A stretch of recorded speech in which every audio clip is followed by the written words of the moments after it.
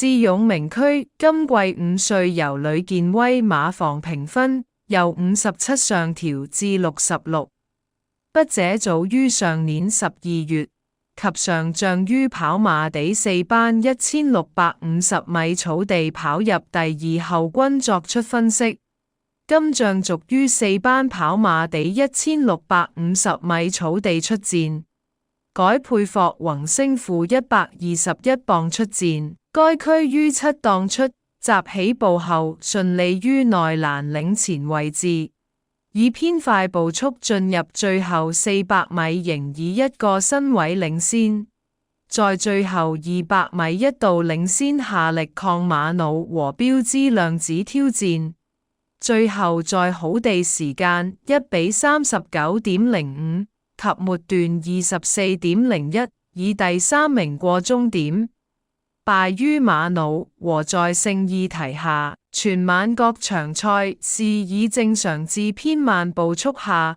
該場能夠在快標準時間快9.5線完成。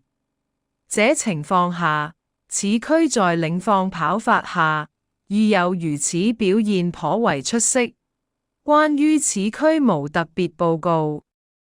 根據上述情況，此匹5歲美國馬今季大屬大勇，質素不錯之馬，相信評分還有上升空間。在跑同程遇慢步速仍有一定爭勝能力，遇冷更值得留意。如果覺得以上資訊有幫助，請訂閱並推薦一下，多謝。